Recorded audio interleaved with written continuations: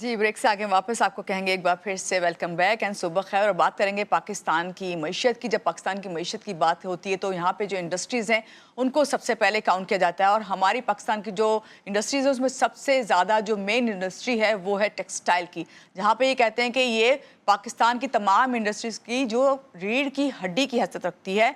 तो यहाँ पे हम देख रहे हैं कि सालों से जो है ये मुख्तलिफ बहरानों का शिकार होती चली जा रही है। उसके साथ साथ अभी हालिया दिनों में इस शोबे को संगीन मुश्किलात और चैलेंजेस का बहुत ज़्यादा सामना करना पड़ा है। इसी पस मंज़र में मुल्क की सबसे बड़ी इस वक्त जो टेक्सटाइल्स मिल्स हैं उसमें आपको मालूम होगा, गुल अहमद, सबको इसका नाम मालूम है। इस टेक्सटाइल मिल्स है जो है इस वक्त बरामदी मलबूसात का जो शोबा है उनका, उसको बंद करने का ऐलान कर दिया है। जब इस तरह की खबरें आती हैं तो सिर्फ अंदाज़ा एक आम आदमी भी इससे लगा सकता है कि हमारी इंडस्ट्री किस तरह बहरान का शिकार है और कौन कौन से इसे चैलेंजेस का सामना है। इसी हवाले से आज हम बात करेंगे। हमारे साथ जो गेस्ट हैं उनसे पहले आपका तारुफ करवाऊंगी। हमारे साथ इस वक्त मौजूद हैं all Pakistan textiles mills association के चेयरमैन कामरान अरशद साहब। इनसे मिलते हैं और बात करते हैं। अस्सलाम वालेकुम कामरान साहब, कैसे हैं आप? सुबह खैर।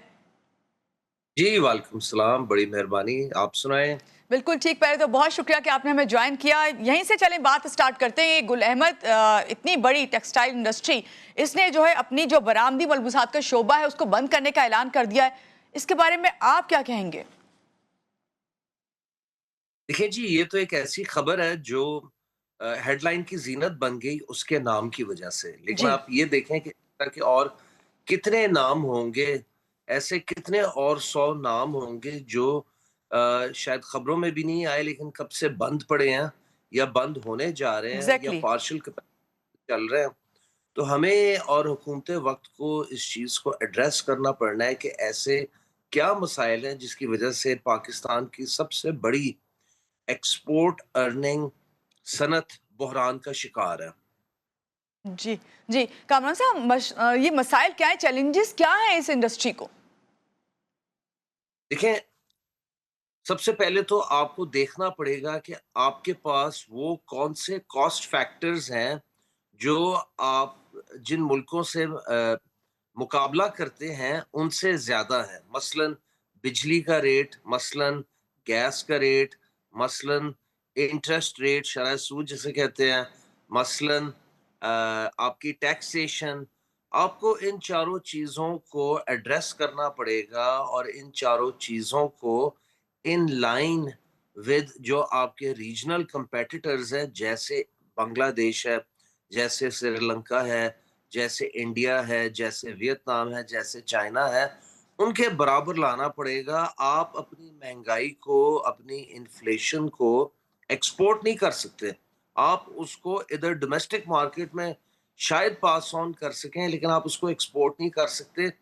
तो हमारी हुकूमत वक्त को इन चीज़ों को एड्रेस करना पड़ेगा और ये समझना पड़ेगा कि आपकी जो पिछले साल एक्सपोर्ट 30 से 32 बिलियन डॉलर पे गई थी, जी। उसमें सबसे बड़ा इजाफा पौने 1.5 बिलियन डॉलर का टेक्सटाइल के शोबे से आया था, किसी और शोबे से नहीं आया। आपकी जो टेक्सटाइल एक्सपोर्ट थी वो 16.6 से 18 बिलियन डॉलर पे गई। बाकी किसी शोबे ने इतना बड़ा जंप नहीं दिखाया, तो आपको उसको एड्रेस करना पड़ेगा। जो सबसे अफसोस की बात है कि दुनिया की जो आलमी टेक्सटाइल तिजारत है वो 900 बिलियन डॉलर की है, जिसमें से पाकिस्तान के पास सिर्फ 2% का 1.8 टू 2% का शेयर है। अगर हम ये इजाफी 1% शेयर ले सकें दुनिया की आलमी टेक्सटाइल तिजारत से, तो इस मुल्क की किस्मत बदल सकती है। आपने बिल्कुल सही बात की। और आप जितनी भी बातें आपने बताई हैं, पॉइंट्स, मुझे लगता है कि इस पे वाकई फ़ौरन एड्रेस करना चाहिए, क्योंकि ये सालों से यही चीज़ें चलती चली आ रही हैं टेक्सटाइल इंडस्ट्री और हुकूमत के दरमियान। इकॉनमी पे टेक्सटाइल इंडस्ट्री इस तरह बंद होती रही, इसी तरह बड़े बड़े जो नाम हैं वो आते रहे और वो बताते रहे कि हम शट डाउन करने जा रहे हैं, तो ऐसे में इकॉनमी भी मुल्क के कितना असरअंदाज हो गया। क्योंकि हम ये कह देखते हैं ना कि इस इंडस्ट्री से कोई एक दो लोग नहीं, हज़ारों लोग मुंसलिक हैं, कारोबार मुंसलिक हैं, रोज़गार मुंसलिक है। जी, बिल्कुल, आप ये देखें कि देखें, आपकी जितनी मेजॉरिटी टेक्सटाइल है, वो कॉटन बेस्ड है, फिर उसके बाद वो पॉली कॉटन या सिंथेटिक बेस्ड है। तो इसमें ज़मींदार इन्वॉल्व है, जो कपास उगाता है, फिर इसमें गल्ला मंडियाँ इन्वॉल्व हैं, छोटे-बड़े शहरों में, कस्बों में, फिर उसके जी। बाद स्पिनिंग इंडस्ट्री है, फिर उसके बाद आपकी टेक्सटाइल इंडस्ट्री आती है, जिसमें spinning, weaving, knitting, dyeing, finishing home textile, denim, garment. تو بالکل یہ ایک چین ہے تقریباً 2.5-3 کروڑ بندے کی جو منسلک ہے اس شعبے سے. یہ کوئی آپ کی اکانومی کا 10% حصہ ہے جو امپلائڈ ہے بائی دا ٹیکسٹائل انڈسٹری، کپاس اگانے سے فائنل اینڈ پروڈکٹ ایکسپورٹ کرنے تک. تو اگر وہ آہستہ آہستہ بدحالی کا شکار ہوتی ہے یا بند ہوتی ہے تو آپ کی جو ایکسپورٹ ارننگ ہے، زر مبادلہ، اس میں کمی آئے گی، آپ کی ٹیکس کنٹریبیوشن اس میں کمی آئے گی، اور آ رہی ہے. آپ نے پڑھا ہوگا کہ ایف بی آر کو خالی پہلے سال پہلے کوارٹر میں 200 ارب کا شارٹ فال ہے. جی تو وہ اس لیے آپ کی بہت ساری صنعت بند ہے، اوپر سے ابھی جو سیلابوں کا امپیکٹ ہے وہ تو آپ نے ابھی فیکٹر نہیں کیا. تو یہ بہت ساری چیزیں ہیں جو ایڈ اپ ہو رہی ہیں. تو حکومت کو ہوش کے ناخن سے لینے پڑیں گے، اینڈ اس پہ ایک معاشی ایمرجنسی ڈکلیئر کرنی پڑے گی. آپ قرضوں پہ قرضے لیے جا رہے ہیں، آپ اپنی اون پروڈکٹیوٹی ایفیشنسی نہیں بڑھا رہے. جی جی. اچھا ہارون کامران صاحب، سب سے مین چیز تو اس وقت یہ ہے کہ جو ملز مالکان ہیں ان کو بھی تو کوئی اسٹیپ لینا پڑے گا نا. حکومت سے بات کرنے کے لیے پالیسیز تو بنتی ہیں لیکن اس پہ عمل درآمد نہیں ہوتا. پھر ابھی جو آپ نے کہا کہ اسٹیپ فوری لینے چاہیے اور حکومت پہ دباؤ ڈالنا چاہیے آپ لوگوں کو خود بھی، کیا اس صورتحال کو آپ نہیں اس طرح نمٹ سکتے کہ حکومت سے خود بات چیت کریں؟ میم ہم بڑے عرصے سے مختلف منسٹریز کے ساتھ مذاکرات کر رہے ہیں، ان کے ساتھ ڈسکشن میں ہیں. پاور منسٹر کے ساتھ ڈسکشن میں، کامرس منسٹر کے ساتھ ڈسکشن میں، ایف بی آر کے ساتھ ڈسکشن میں. ان گنت دفعہ ہم فائنانس کو لکھ چکے ہیں، اینڈ ہم ان کو یہ سمجھانے کی کوشش کر رہے ہیں کہ پاکستان کا پوٹینشیل کیا ہے، پاکستان کی ٹیکسٹائل صنعت کا. آپ ایک بڑے کڑے 37 مہینے long I M F program میں ہیں جو کل $7 بلین کا ہے، جو $7 بلین آپ کو 37 مہینے میں ڈسپرس ہونا ہے. اگر آپ ہماری کاسٹ فیکٹرز ٹھیک کر دیتے ہیں یا ان کو ان لائن ود جی ان سارے جن کو ہم ریجنل کمپیٹیٹرز کہتے ہیں لے آتے ہیں، تو یہ جو $18 بلین کی صنعت ہے، یہ جس نے آپ کو $18 بلین یہ پچھلے معاشی سال میں ایکسپورٹ میں کما کے دیا، یہ $25 بلین پہ جا سکتی ہے. اور یہ کوئی مشکل کام نہیں ہے.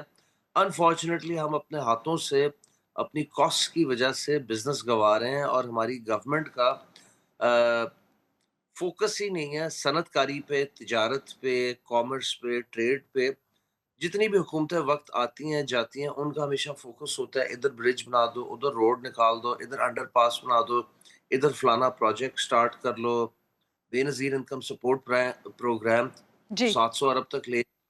لیکن کوئی اس چیز پر فوکس نہیں کرتا کہ آپ لوگوں کو روزگار کیوں نہیں فراہم کرنے کے مواقع پیدا کرتے اور اپنی کاسٹ کو ان لائن لاتے. جی. آپ نے کہا کہ روزگار کے مواقع کیوں نہیں پیدا کرتے. یہاں جو روزگار کے مواقع ہیں اس انڈسٹری سے جو لوگ منسلک ہیں وہی ہمیں بند ہوتے ہوئے نظر آ رہے ہیں. مستقبل میں اس صنعت کو، آپ نے کہا کاسٹ فیکٹر، یہ تو ایک مین ایلیمنٹ ہے، لیکن اس صنعت کو پائیدار بنانے کے لیے کیا حکمت عملی اپنانی چاہیے؟ دیکھیں جی، سب سے پہلے تو 2 چیزیں ہیں جو 11 اور 11 پہ پھنسی ہوئی ہیں، یعنی کہ 11% کا سود جس کو اوکے. آپ کائبور کہتے ہیں، اور دوسرا 11 سینٹ کی بجلی. اس میں ہمارے اداروں نے 16 سینٹ کی بجلی کو 11 سینٹ کی بجلی پہ لے آیا، جو پچھلے سال اسی ٹائم 16 سینٹ کی جی تھی، اس کو 11 سینٹ آیا. لیکن جب تک آپ اس کو 8 سینٹ پہ نہیں لائیں گے تب تک آپ کا مسئلہ نہیں حل ہوگا. آپ کو 11% کے سود کو 8% پہ لانا پڑے گا in line with regional competitors. آپ کو 11 سینٹ کی بجلی کو 8 سینٹ پہ لانا پڑے گا. یہ جو 11 اور 11 ہمیں لے بیٹھا ہے نا، 11% سود اور 11 سینٹ کی بجلی، جی یہ ہم جب نہیں کریں گے تو پیسہ رکتا نہیں ہے، انویسٹمنٹ رکتی نہیں ہے، لوگ تنگ آ کے یہاں سے ہجرت کر کے چلے جائیں گے، ایگزیکٹلی. صنعتیں بند. اور جو آپ کے سامنے ہو رہا ہے. جی بہت شکریہ کامران ارشد صاحب ہمارے ساتھ تھے. گل احمد ٹیکسٹائل نے برآمدی ملبوسات جو ہے اس کو شٹ ڈاؤن کرنے کا فیصلہ کیا. پاکستان کی ٹیکسٹائل انڈسٹری کس طرح بحران کا شکار ہے، جہاں انہوں نے یہ کہا کہ 11 پہ ہم پھنسے ہوئے ہیں، اور 11 ایک طرف سود ہے تو دوسری طرف وہ بجلی کی بات کریں جسے 8% پہ لانا چاہیے، اور فوری اقدامات حکومت کو اس سلسلے میں کرنے چاہیے. یہاں لیں گے ایک چھوٹی سی بریک کے بعد واپس آتے ہیں. رہیے گا ہمارے ساتھ.